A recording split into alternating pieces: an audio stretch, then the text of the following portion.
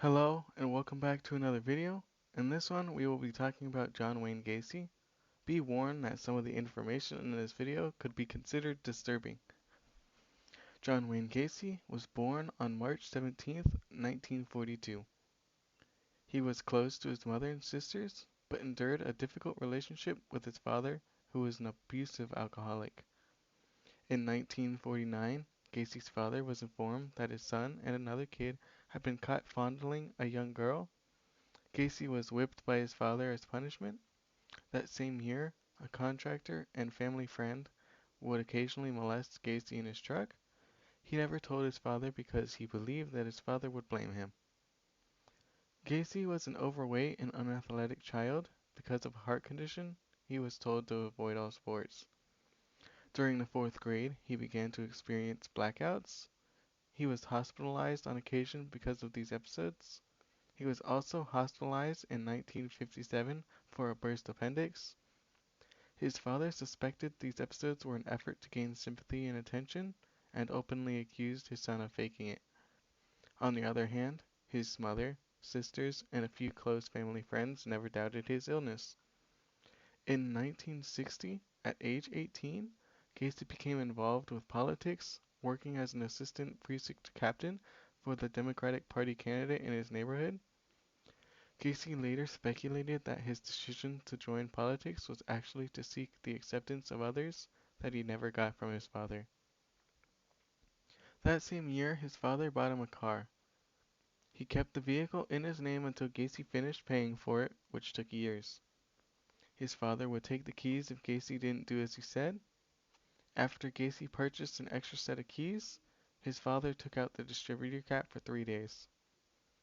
Hours after his father replaced the distributor cap, Gacy left home and drove to Las Vegas with hope to reside with a female cousin who relocated there. He alternated sleeping in his car and cheap motels during his 3-day journey. Once Gacy got there, he found work within the city's ambulance service until he was transferred to work as an attendant at Palm Mortuary. As a mortuary attendant, Gacy slept on a cot behind the embalming room. He worked there for 3 months, observing morticians involve dead bodies, and occasionally served as a pallbearer. Gacy later confessed that he had climbed into the coffin of a dead teen male and caressed and embraced it before experiencing a sense of shock. This prompted Gacy to call his mother and ask whether his father would allow him to return home. His father agreed, so he drove home that day. Once Gacy returned, Gacy enrolled at Northwestern Business College. He graduated in 1963 and took a trainee position at the Nunn Bush Shoe Company. In 1964, he was relocated to Springfield, Illinois to work as a salesman and was eventually promoted to his department's manager. In March 1964, he became engaged to a coworker named Marilyn Myers. During their courtship, Gacy joined the local Jaycees. He worked tirelessly for them, being named key man in April. He rose to be vice president of the Springfield Jaycees by 1965. In the same year, he was named the third most outstanding Jaycee in the state of Illinois. After a 6-month courtship, Gacy and Myers married. Her father subsequently bought 3 KFC restaurants in Waterloo, Iowa. The couple moved there so Gacy could manage them following an obligatory completion of a management course. He opened a club in his basement where his teenage employees could drink alcohol and play pool. Gacy only communicated with the young men, making advances to them. If they rebuffed his advances, he would claim to be joking or called it a test of morals. Gacy's wife gave birth to a son in the February of 1966 and a daughter in the March of 1967. Gacy's father finally approved of him, so Gacy described this period of his life as perfect.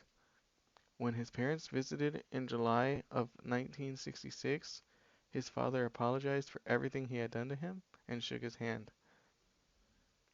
Gacy joined the Waterloo chapter of the Jaycees after offering extended hours to the organization.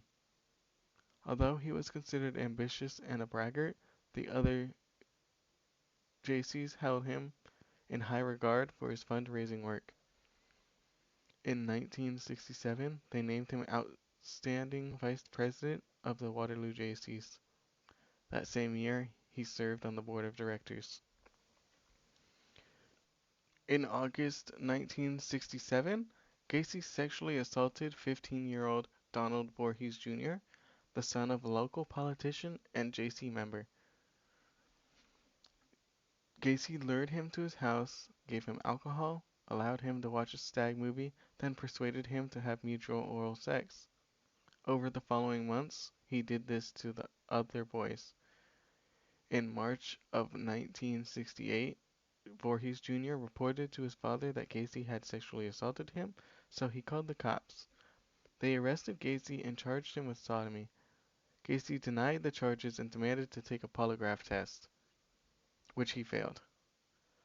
On November 17th, 1968, Gacy pleaded guilty to one count of sodomy, but not guilty to the others.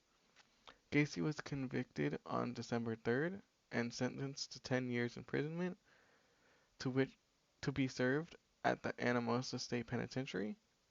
That same day, his wife filed for divorce, which was finalized on September 18th, 1969. In June 1969, Gacy was denied parole. To prepare for a second hearing in May, he took 16 high school courses, for which he obtained his high school diploma. On Christmas Day 1969, Gacy's father died. When he was told, Gacy collapsed to the floor sobbing. His request for supervised compassionate leave to attend the funeral was denied. Gacy was granted parole with 12 months probation on June 18th, 1970, after only serving 18 months. Conditions of his parole included that he had to move in with his mother. He arrived there the next day and shortly after got a job as a short order cook. On October 18th, 1971, Gacy's parole ended. John Wayne Gacy murdered at least 35 young men and boys, burying 26 of them in the crawl space of his house. Gacy typically murdered his victims by placing a rope tourniquet around their neck before progressively tightening it with a hammer handle. Gacy's first known murder occurred on January 3rd, 1972. He lured 16-year-old Timothy Jack McCoy from Chicago's Greyhound bus terminal to his car. Gacy took McCoy on a sightseeing tour and then took him home, with the promise that he could spend the night and be given a ride in the morning to catch the bus. Gacy claimed that he woke up early to find McCoy standing in his bedroom doorway with a knife in hand. He jumped from his bed and McCoy put his hands up in surrender, accidentally cutting Gacy. They fought for a while before Gacy wrestled McCoy to the ground and stabbed him repeatedly.